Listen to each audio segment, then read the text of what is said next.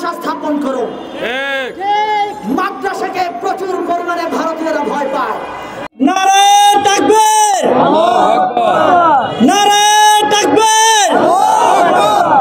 এই স্লোগান দিলে আমাদের রক্ত গরম হয়ে যায়।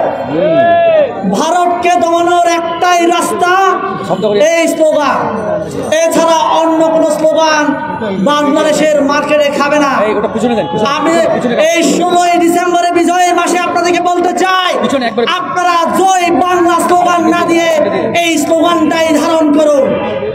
ভারত আমাদের বাংলাদেশের বর্ডারগুলোতে আপনার অ্যান্টি ড্রোন আপনার এরা স্থাপন করেছে, এটাই বুঝতে হবে আমাদের বাংলাদেশকে নিয়ে এরা কঠিনভাবে এরা চক্রান্ত করছে। আমার পাহাড়ের ভাইয়েরা, আমি মনে করি এরাও প্রস্তুত আছে।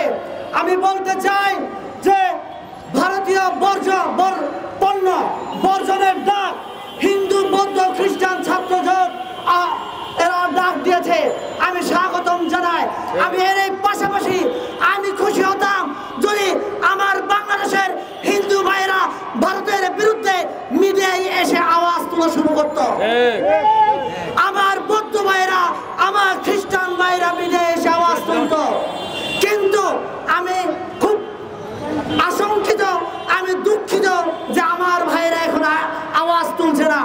ভারতের মিডিয়া যেভাবে করে আমাদেরকে প্রপাগান্ডা ছড়াচ্ছে, এই প্রপাগান্ডা থেকে বাঁচার একমাত্র উপায় আমরা যারা হিন্দু বৌদ্ধ খ্রিস্টান আছি আমাদেরকে মিডিয়ায় এসে কথা বলতে হবে, আমাদেরকে আওয়াজ তুলতে হবে। আমরা যদি আওয়াজ না তুলি তাহলে এরা আমাদেরকে নিয়ে প্রপাগান্ডা ছড়িয়ে বেড়াবে। আপনারা কি চান আমাদের বাংলাদেশের সার্বভৌমত্ব নিয়ে ভারত টানবে? সত্যিকার অর্থে যারা কিনা বাংলাদেশকে ধারণ করে কে হিন্দু কে বৌদ্ধ কে খ্রিস্টান কে মুসলমান এটা ভেদাভেদ করার সময় আমাদের নেই। আপনারা সকলে জানেন আমাদের ফেনী চিকেন নেকের মধ্যে একটা অংশ, এখানে আপনার ভারতীয় নাগরিকদেরকে উৎসাহ দেওয়া হচ্ছে যাতে করে ওই অঞ্চলগুলোতে জমি ক্রয় করা হয়। আমি বলবো ওই এলাকায় সেনাবাহিনী স্থাপন করো, ওই এলাকায় প্রচুর পরিমাণে মাদ্রাসা স্থাপন করো। মাদ্রাসাকে প্রচুর পরিমাণে ভারতীয়রা ভয় পায়।